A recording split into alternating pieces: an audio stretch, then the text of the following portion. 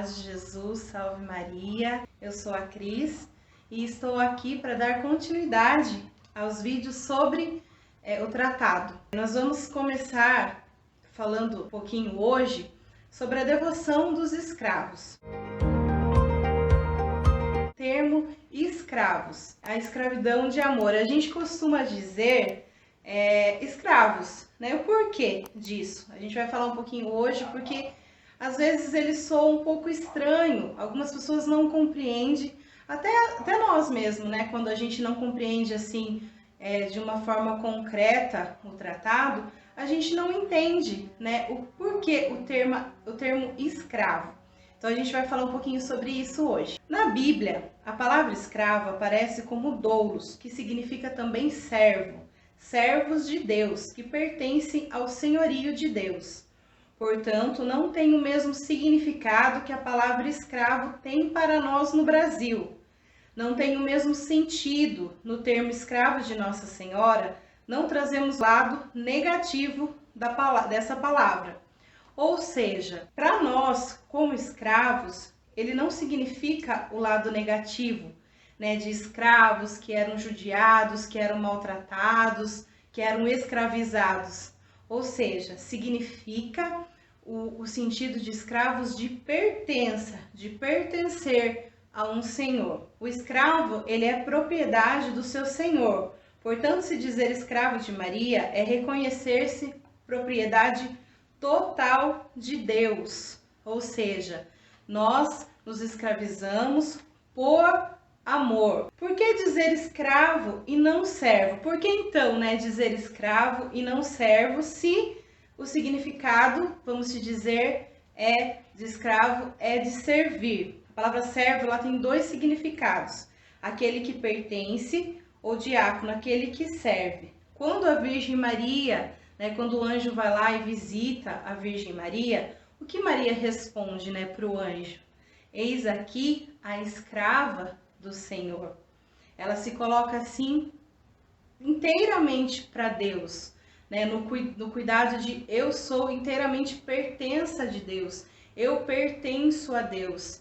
Então, para nós também, o termo escravos é como esse sim de Maria, né? Eu sou escravo de Jesus pelas mãos de Maria, é o mesmo sim de Maria, que quer dizer dessa forma, para compreendermos um pouco melhor o termo escravo. Antigamente, né, se buscava um bom senhor para servir. Você buscava, né, um bom senhor, porque se você encontrasse um bom senhor para servir, você ganhava, né, casa, comida, proteção. Então, as pessoas buscavam, né, queriam encontrar esse bom senhor. E é nesse sentido. Nós temos o nosso bom Senhor, né, que é Jesus, e nós queremos servir a Ele como escravos dele, mas no bom sentido. Aquele que tem tudo, né, que tem tudo do seu Senhor, que tem a proteção, que tem o amparo, que tem casa, que tem comida. Então é nesse sentido, não é no sentido de escravo ruim, né, porque nós sabemos que quando se fala escravo, né, principalmente no nosso país, é uma triste realidade que aconteceu no nosso país, mas não é desse termo que São Luís se refere no tratado. Ele se refere para o lado bom de ser escravo, de se entregar inteiramente, como Nossa Senhora disse, né, sou a escrava do Senhor, de se entregar inteiramente reconhecendo esse senhorio de Deus na nossa vida. Por que dizer, então, escravos e não filhos? É preciso, assim, ter muita humildade para se reconhecer, então, filho, né, de Deus e aceitá-lo como pai. No Antigo Testamento, Deus, para a gente entender um pouquinho, no Antigo Testamento, Deus se revela para nós como nosso Senhor. A gente tem até, assim, meio que uma figura meio que distante de Deus no Antigo Testamento, né? Senhor que está lá no céu, eu aqui. Então tem uma figura meio que distante, mas eu sei que Ele é Deus. Eu sei que Ele é o meu Senhor. Então eu reconheço o senhorio de Deus. Deus que criou todas as coisas, né? Isso no Antigo Testamento nós aprendemos. No Novo Testamento, Jesus nos apresenta Deus como Pai, né? Ele nos ensina a rezarmos, né, o Pai Nosso que estais nos céus. Então parece que nós somos mais aproximados de Deus através de Jesus. No Antigo Testamento eu encontrei o Deus, né, meu Senhor, e aqui no Novo Testamento eu encontrei a figura de Deus Pai apresentado por Cristo a cada um de nós. Porém, o Novo Testamento, ele não anula o Antigo Testamento, é um caminho a se seguir. E aí onde que entra o termo escravos? Se eu compreendo que Deus é o meu Senhor, que é o meu Deus, aonde eu me faço escravo dele, né, eu me torno filho de Deus nesse sentido também, né? Porque para ser filho de Deus é necessário primeiro ser escravo, reconhecer o senhorio de Deus.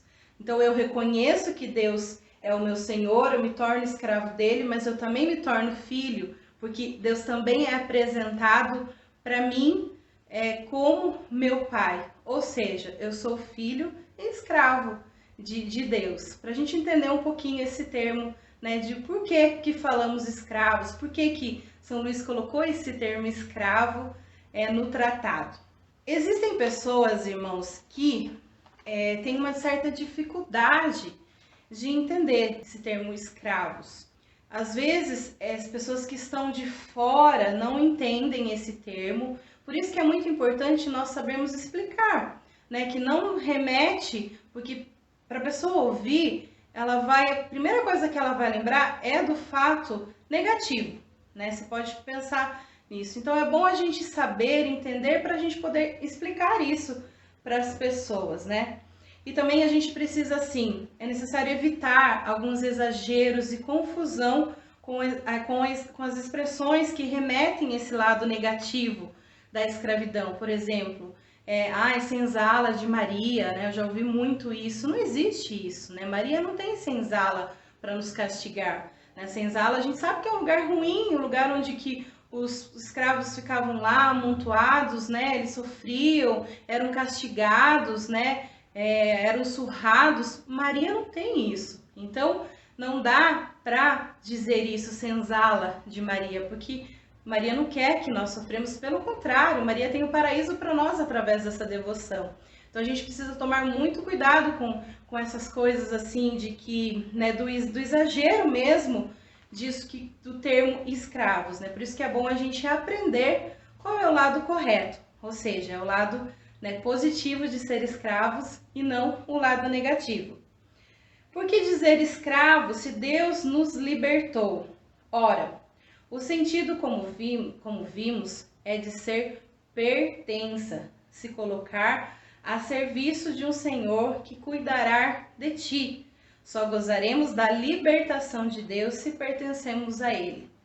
Então, São Luís colocou isso no tratado para que a gente realmente entendesse que nós somos pertença verdadeiros de Deus, assim como Nossa Senhora, né? Eis aqui a escrava do Senhor. Então que você sempre, né, possa estar levando isso para as pessoas que não compreendem muito esse termo escravos, ou talvez, né, até você até hoje não entendia muito bem, né, porque a gente acaba não entendendo mesmo. Mas então vamos lá. Falsas devoções. Existem muitas falsas devoções que está no tratado, no capítulo 3, ou seja, o capítulo 3, a partir do artigo 90, você pode procurar lá, porque eu vou falar um pouquinho rapidinho dessas falsas devoções, mas você pode procurar lá no tratado, que vai estar muito bem explicadinho tudo. São 7 falsas devoções, que são os falsos devotos.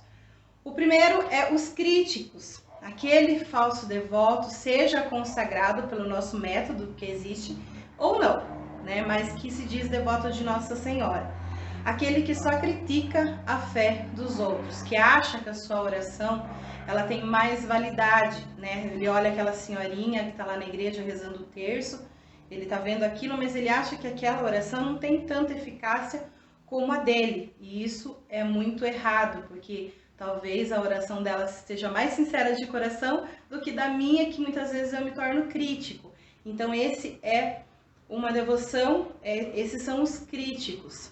Por isso que é muito bom a gente ver isso, Porque muitas vezes, irmãos, nós somos humanos e nós caímos no pecado muitas vezes de uma certa crítica e uma certa, assim, vez de a gente achar que nós somos também, a gente não percebe, mas a gente acaba se tornando falsos devotos.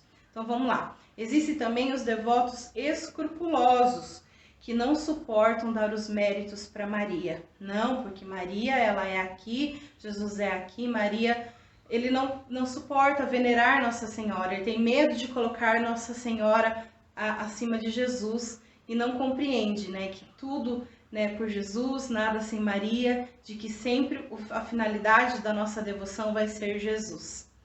O outro falso devoto é os exteriores, né, que se preocupam com todas as práticas exteriores, que se preocupam em aparecer devotos, né? Eu quero usar cadeia, eu quero usar várias coisas que as pessoas olhem para mim e percebam que eu sou devoto.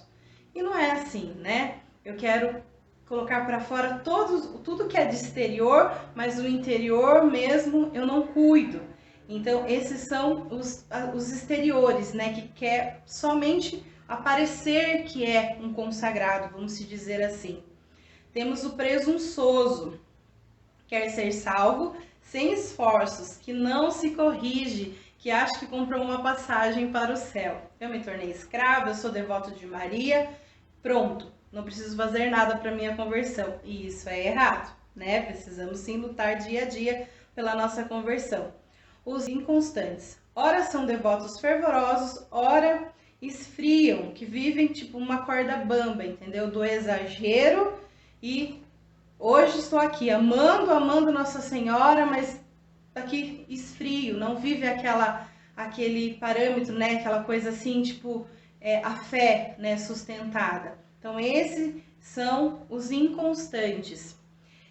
O outro, falsa devoção, falso devoto é hipócritas, que se escondem na devoção, que tem o pecado e que sabe que está errado, mas paga de santo e não quer viver a proposta de um consagrado. Eu sei que eu preciso mudar, mas sou consagrado e basta, né? Eu sou pecador e não quero, né, mudar os meus atos. Então esses são os hipócritas. E tem os interesseiros, né? Aqueles que não estão por amor, não estão por gratidão a Nossa Senhora, que só pedem, né, que não se abre ao caminho de conversão, que faz promessa, que faz novena, só por interesse, por querer coisas de Nossa Senhora.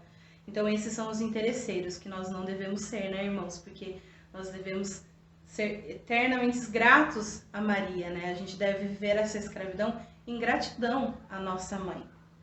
Toda a graça de Deus é derramada pelas mãos de Maria, e toda graça tem por objetivo a conversão para promover a salvação. O maior milagre é a salvação das almas.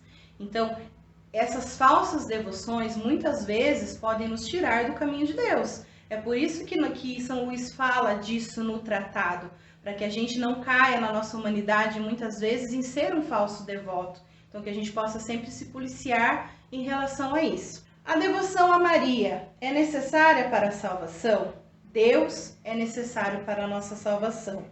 E nós, né, precisamos, a salvação é participarmos da felicidade de Deus. E Maria é parte dessa nossa salvação. Maria foi parte de todo o plano de Deus para a salvação do mundo. Então eu digo para você, irmão, que sim, que Nossa Senhora, ela é o caminho para a nossa salvação. Então, ou seja, essa consagração tende a nos levar para perto de Deus. Então é necessário sim nós buscarmos estar mais com Maria, ou seja, esse é um método que vai nos ajudar a nos salvar. Assim, falando, né, dos falsos, só voltando um pouquinho aqui nos falsos devotos, então nós entendemos que essa consagração é uma consagração verdadeira, onde é ensinado todo o método da nossa santificação. Então, assim, que a gente busque mesmo a querer entender o que está no tratado, toda a proposta do tratado em relação a isso, tá? Eu quero encerrar lendo essa frase. Maria é a lua, Jesus é o sol. Maria reflete a luz de Jesus e torna a nós pecadores possível olharmos a esta luz sem nos cegar. Que Deus abençoe você. Fiquem atentos aí aos próximos vídeos. Agradeço você pela sua companhia. Salve Maria!